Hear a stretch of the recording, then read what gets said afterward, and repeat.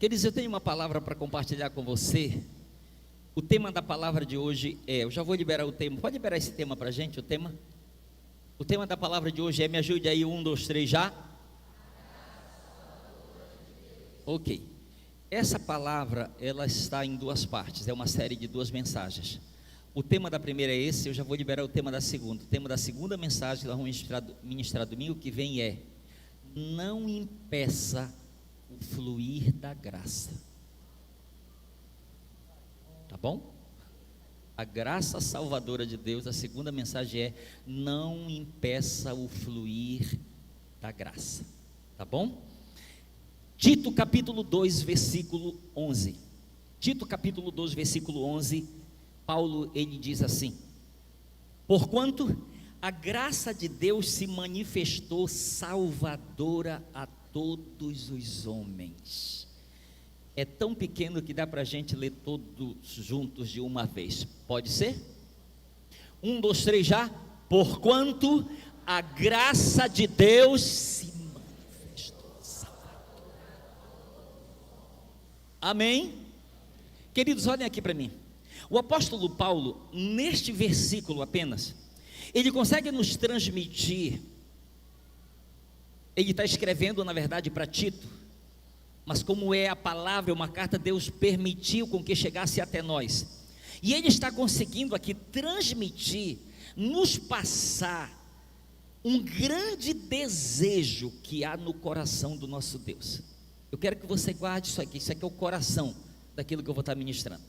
O apóstolo Paulo, ele consegue nos passar, consegue nos transmitir um grande desejo que existe no coração de Deus.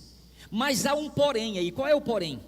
O porém é que o inimigo de nossas almas, ele tem trabalhado para que este desejo, ele não seja manifesto a todos. E eu vou mais além. Existem filhos de Deus que são conhecedores desse desejo que há no coração de Deus, porém muitos têm guardado para si, não têm compartilhado. Pastor, você está falando do quê? Eu estou falando do desejo que existe no coração de Deus de salvar todo ser humano.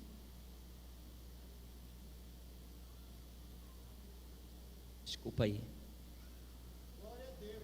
Não, está atrasado. Desculpa, segura aí. Está atrasado.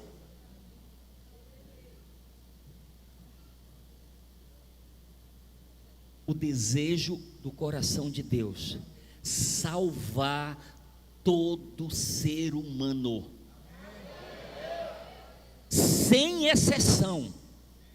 Paulo diz: a graça de Deus se manifestou salvadora a alguns homens. A quantos? A todos os homens. E o verbo aqui manifestar significa mostrar, trazer à luz, aparecer, tornar visível, tornar claramente conhecido, revelar-se. Então Deus seria injusto em ter um desejo tão grande no coração dele e não revelar a todos.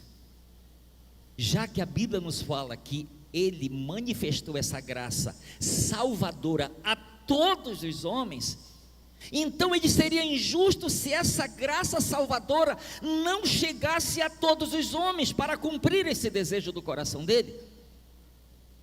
Então entenda que é muito claro isso aqui. E queridos, o modelo de trabalho que Deus tem nos dado, o MDA, eu falo de célula, falo de discipulado, falo de pastoreamento.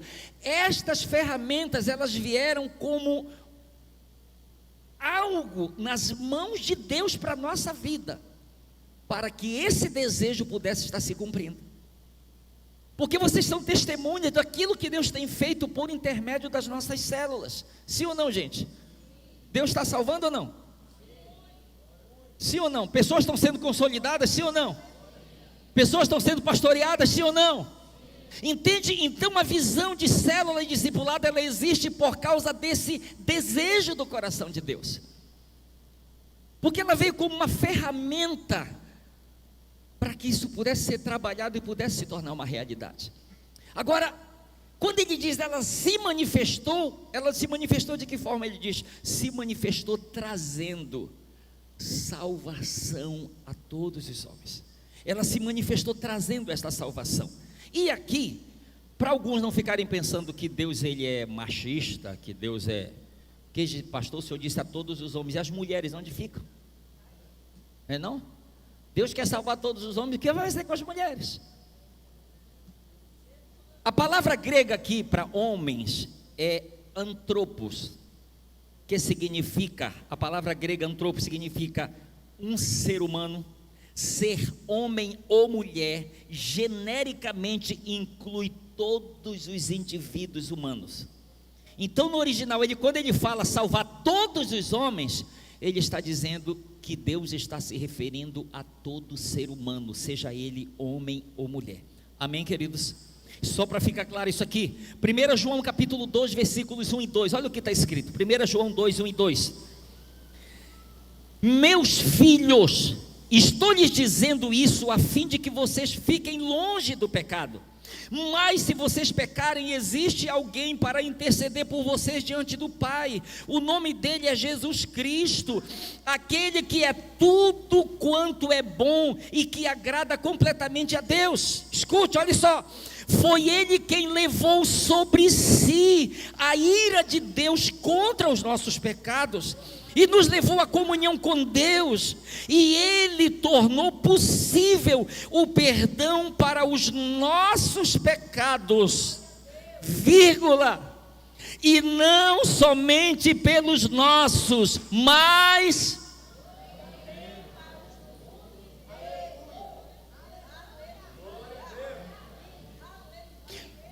João está confirmando o que Paulo está dizendo, gente. A graça de Deus salvadora, ela se manifestou a todos os homens. Paulo diz que Jesus Cristo, ele é a expiação. Ele é o nosso substituto. Isaías profetizando no capítulo 53, ele diz: o castigo que nos traz a paz estava sobre ele. Nós éramos para ser os castigados, porque nós nos tornamos transgressores. E Deus, por ser um justo juiz, ele precisava castigar todo transgressor. Porém, a minha e a sua Bíblia diz que o castigo que nos traz a paz estava sobre ele, ou seja, ele tomou o nosso lugar, ele foi castigado para que nós pudéssemos ser livres e absolvidos. Ele diz aqui, olha como ele fala em João, foi ele quem levou sobre si a ira de Deus contra os nossos pecados. Foi ele quem levou sobre si, foi ele quem pagou, e ele diz, ele é esse sacrifício, ele é o perdão, ele é o substituto, não somente para assumir o nosso lugar, mas ele diz, mas também do mundo inteiro, de todas as pessoas. Por favor, diga comigo, de todas as pessoas. Diga, não somente pelos meus pecados, diga, mas pelos pecados do mundo inteiro. Amém, queridos? 1 Timóteo capítulo 2, versículo de 1 a 6, me acompanha aí. Escute, Paulo diz assim: antes de tudo, pois, exorto que se use a prática de súplicas, orações, intercessões, ações de graças em favor de todos os homens, em favor dos reis e de todos os que se acham investidos de autoridade, para que vivamos vida tranquila e mansa e com piedade e respeito. Isto é bom e aceitável diante de Deus, nosso Salvador, o qual deseja que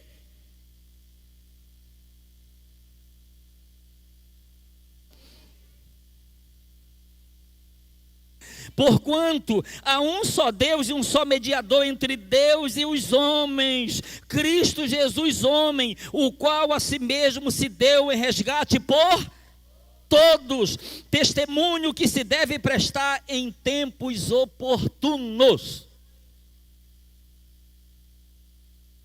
Preste atenção no que eu quero dizer aqui, por favor. Paulo diz, eu exorto vocês a fazerem uma coisa. E ele coloca aqui uma ordem de prioridade. Antes de tudo, eu exorto vocês a que façam o seguinte, ou da seguinte maneira: usem a prática de súplicas, de orações, de intercessões, de ações de graças em favor de todos os homens. Aí você poderia junto comigo perguntar: Paulo, por que nós devemos ser tão intensos?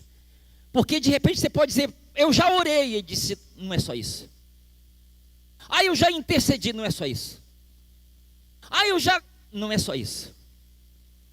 Ele diz súplica, oração, intercessão, ações de graça. Por que ser tão intenso, Paulo? Por causa de uma coisa: por causa do desejo que existe no coração de Deus. Você sabe o que ele está dizendo? As minhas e as suas orações, intercessões, ações de graças, súplicas, podem entrar em parceria com Deus e Ele salvar a humanidade por nosso intermédio. Deus poderia fazer isso sozinho, sim ou não? Sim. Porém Ele diz: ore, interceda, suplique, clame em favor de todos. Diga todos. Amém? Em favor de todos. Use a prática. Quando ele diz use a prática, é como se, a ideia qual é? É produzir, é construir, é formar, é modelar. É algo que vai ser construído no reino espiritual. Entende? A gente, pela oração, intercessão, súplica, nós vamos estar construindo algo que é necessário que seja construído. E Deus nos dá essa luz, nos dá essa direção. Então a razão, queridos, que ele nos fala por que devemos ser tão intenso nessa exortação que Paulo nos faz, ele fala, é porque Deus deseja salvar todos os homens. E o verbo desejar aqui quer dizer querer, ter em mente, pretender, estar resolvido ou determinado, propor-se, desejar, ter vontade de, gostar de fazer algo, gostar muito de fazer, ter prazer em ter satisfação. Imagina Deus dizendo: eu quero. Pastor, e um Hitler da vida? O que a gente vai dizer a respeito dele? Olha aqui para mim. Está escrito na minha e na sua Bíblia que Deus não tem prazer na morte do ímpio. Quem já leu isso na Bíblia? Está escrito na minha e na sua Bíblia que preciosa é aos olhos do Senhor a morte dos seus santos. Porém, quando se refere àquele que está vivendo impiamente, ele diz: eu não tenho prazer na morte dele. Por quê? Porque ele é alvo da minha salvação também. Porque o preço que o meu filho pagou por ele também. Você entende? Ele faz parte do meu plano, do meu propósito. Daquilo que eu planejei, ele faz parte disso. Ele está incluso nisso. Escute, se esse é o desejo do coração do nosso Deus e Pai, precisa e deve ser também o desejo do nosso coração, gente. Amém? Eu estava pregando ontem num congresso, tive o privilégio de estar participando de um congresso da Igreja do Evangelho Quadrangular, um congresso estadual de células. Deus me deu o privilégio de estar participando e pregando, e eu preguei esta palavra lá. E eu pedi para eles receberem da mão do Senhor, na cadeira deles mesmo, uma folha em branco e uma caneta. Pedi, pega aí uma folha em branco e uma caneta aí. E eu disse, bem rápido, não vai demorar. Eu disse, feche seus olhos e comece a anotar aí no papel, bem rápido, não é demorado. Comece a anotar aí no papel o nome das pessoas que você quer levar para o céu junto com você. Vai lá, coloca. Você fez aquele silêncio no auditório. Todo mundo lá está escrevendo. Uma folha imaginária, uma caneta imaginária, está escrevendo. Passou um tempo de mais ou menos de 30 segundos a um minuto, todo mundo escrevendo. Quando dei esse tempo, eu disse, agora eu quero, preste atenção aqui para mim. Eu perguntando no auditório, eu quero saber, quem colocou no papel quer levar o seu cônjuge para o céu? Onde? Quem colocou no papel que quer levar os seus filhos para o céu? Quem colocou no papel que quer levar seus pais para o céu? Quem colocou no papel que quer levar os seus parentes para o céu? que quer levar os seus amigos para o céu, que quer levar os seus colegas para o céu. Quem colocou no papel que quer levar os seus inimigos para o céu?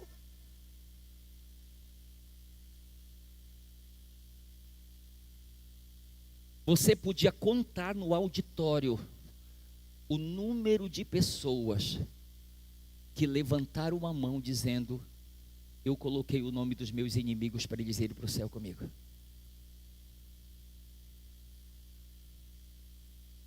Olha aqui para mim, escute.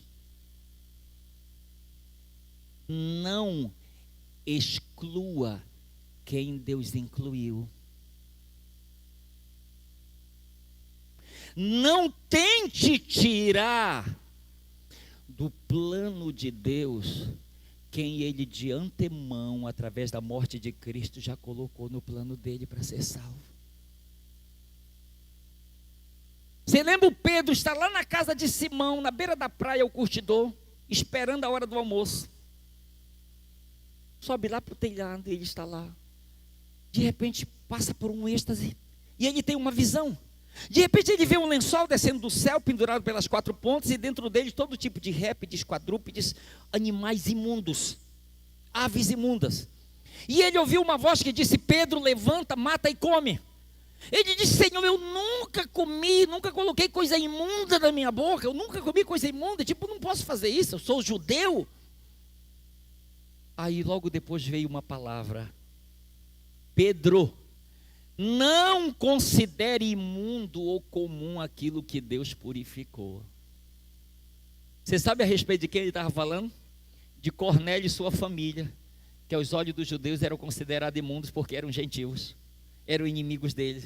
Deus está dizendo: Pedro, eu incluí os gentios na minha lista dos que vão morar no céu.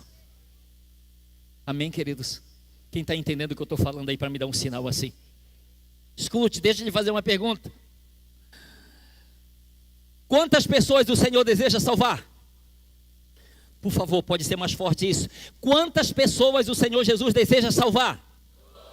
Agora seja bem honesto comigo. Todas as pessoas vão ser salvas?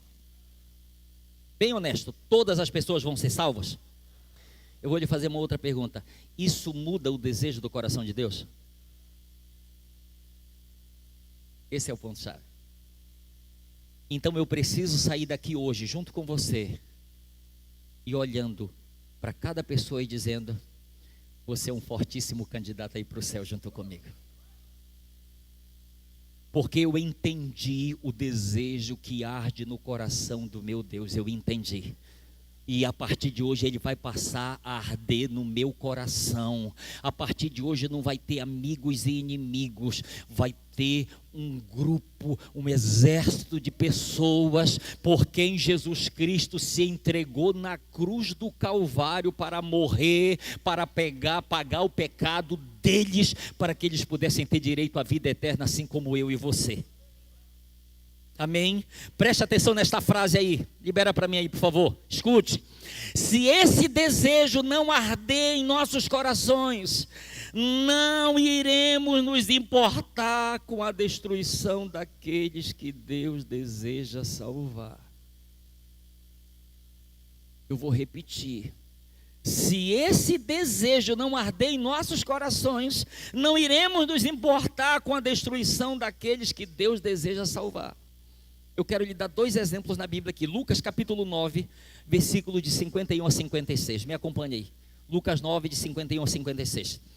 E aconteceu que, ao se completar os dias em que devia ele ser assunto ao céu, manifestou no semblante a intrépida resolução de ir para Jerusalém. E enviou mensageiros que o antecedessem. Indo eles, entraram numa aldeia de samaritanos para lhe preparar pousada, mas não o receberam, porque o aspecto dele era de quem decisivamente ia para Jerusalém. Vendo isto, os discípulos Tiago e João perguntaram: Senhor, queres que mandemos descer fogo do céu para os consumir?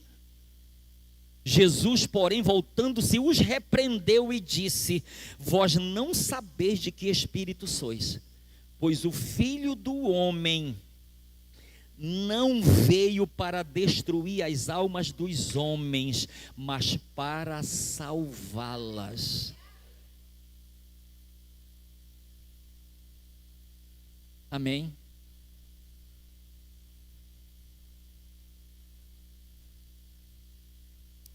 Você sabe aquela expressão que muitos de nós já dissemos? Pro fulano só a morte.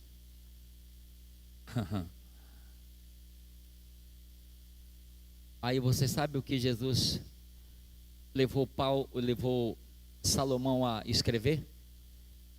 Para o que está entre os vivos há esperança. Para o que está entre os vivos há esperança. Amém? Quando Jesus diz, não sabeis, você sabe qual é uma das palavras que define esse não sabeis? Discernir. Ele está dizendo, vocês ainda não tiveram o discernimento de que espírito vocês são. Vocês ainda não receberam a revelação do Espírito que habita em vocês, porque se vocês tivessem revelação, vocês não iam me pedir para destruir alguém, vocês iam querer salvar a todos. Você entende? É ter a revelação que o Espírito que habita em nós é o mesmo Espírito que habita em Cristo. E ele diz, se você tiver revelação disso, você não vai querer matar ninguém, você não vai querer destruir ninguém, você vai querer salvar. Mas pastor, eu nunca orei para cair fogo do céu. Eu só disse, eu não quero mais encontrar com fulano na minha frente. Eu nunca orei, mas eu disse, olha, está perdoado, mas só que não vai ser mais do mesmo jeito. Aí você sabe o que a gente está fazendo? Aí a gente vai selecionando. Você consegue morar com fulano? Não. Mas eu vou para o céu. Tem uma casa para mim, mas para o fulano não tem, porque não dá para a gente morar junto. Eu vou morar com meu pai, mas com aquele não dá não, sinceramente.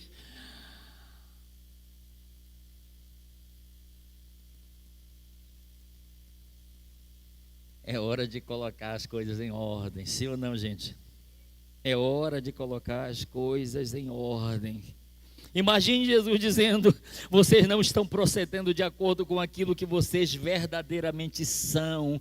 Se vocês já conseguissem discernir quem de fato vocês são, vocês não iriam pedir para destruir alguém, vocês iriam pedir para salvar.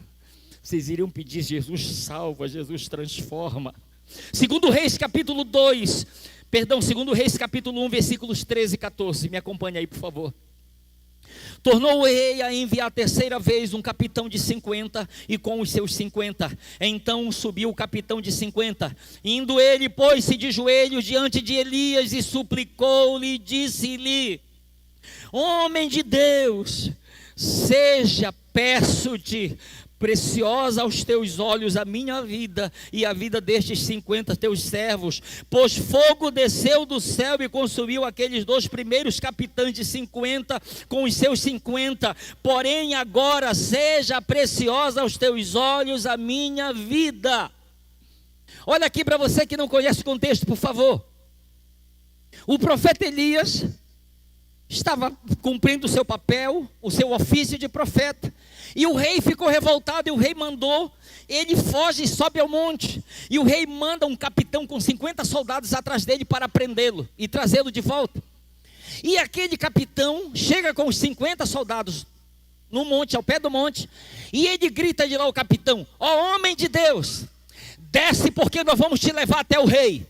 Estou aqui, para cá, olha aqui para mim, por favor. O capitão disse: homem de Deus, desce porque nós vamos te levar até o rei. O profeta Elias disse: se eu sou homem de Deus, que caia fogo do céu e os consuma. Fogo do céu caiu e 51 homens morreram de uma só vez ali queimados. O rei, sabendo daquilo, manda mais um capitão com 50 soldados. E ele chega lá no monte e diz: ó homem de Deus, desce porque o rei mandou levar-te até ele.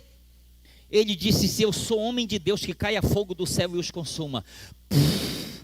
Fogo do céu caiu e consumiu mais 51 homens. Olha aqui para mim. 102 homens morreram de graça. Este aqui é o terceiro capitão com os seus 50. Parece uma coisa engraçada, mas ele já vai subindo o monte desse jeito.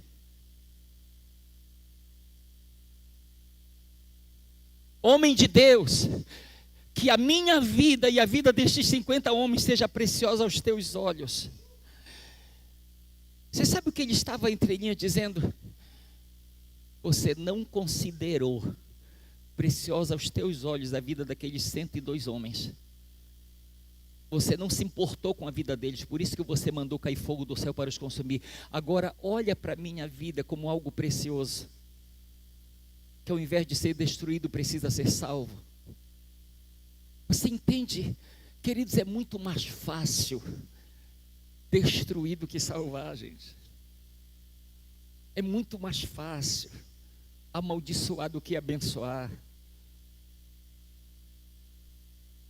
Para que nós temos, de que forma nós temos usado aquilo que Deus nos deu? É triste quando eu olho para isso aqui, eu lhe confesso, entristece muito o meu coração, porque eu vejo alguém que tinha todas as condições de ser bênção, de abençoar, está agindo dessa forma. João capítulo 3, versículos 16 e 17, por favor me acompanhe aí. Porque Deus amou ao mundo de tal maneira que deu o seu Filho unigênito para que todo que nele crê não pereça, mas tenha vida eterna. Nós costumamos usar isoladamente o versículo 16, me acompanhe no versículo 17. Porquanto Deus enviou o seu Filho ao mundo, não para que julgasse o mundo, mas para que o mundo fosse salvo por ele.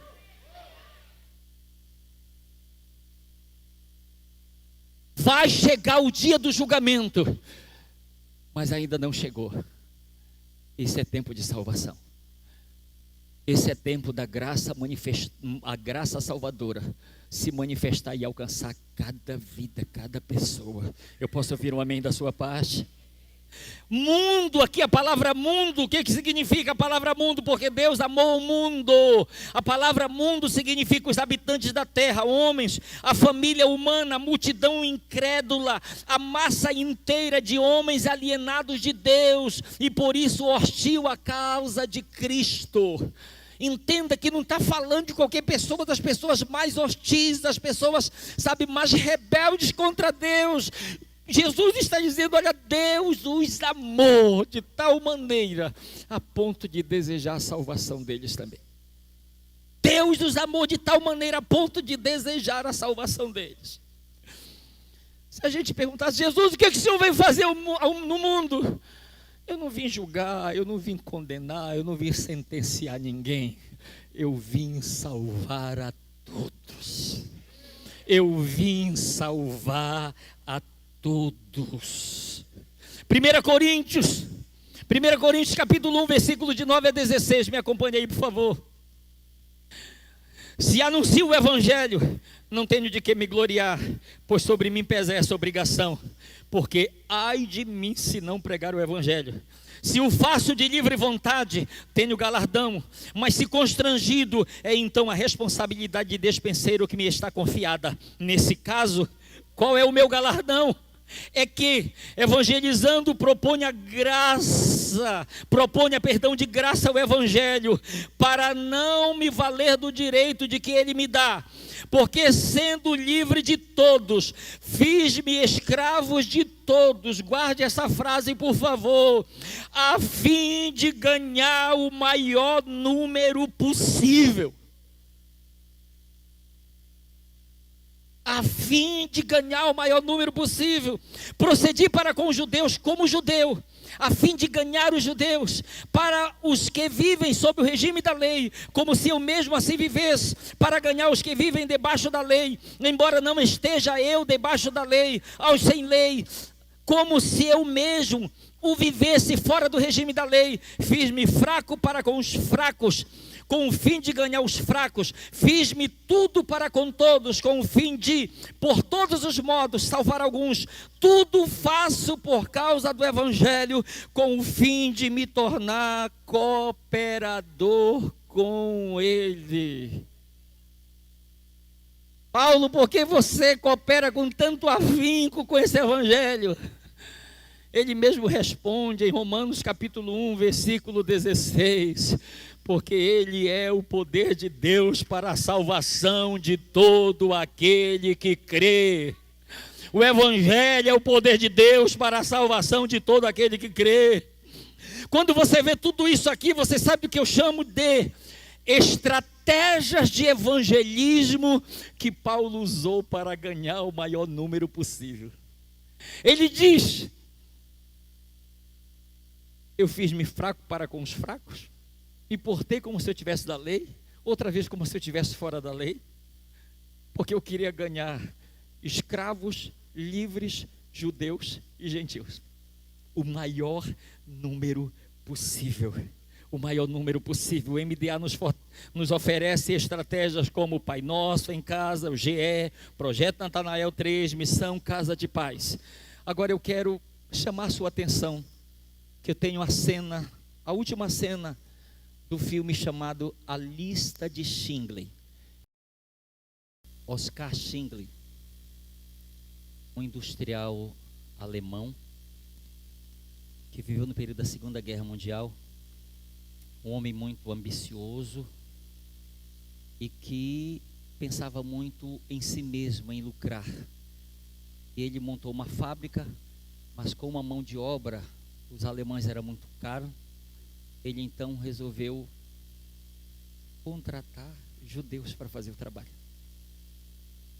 E a princípio era pensando em si mesmo, mas depois que ele teve a oportunidade de ver as atrocidades que eram cometidas pelos nazistas contra os judeus,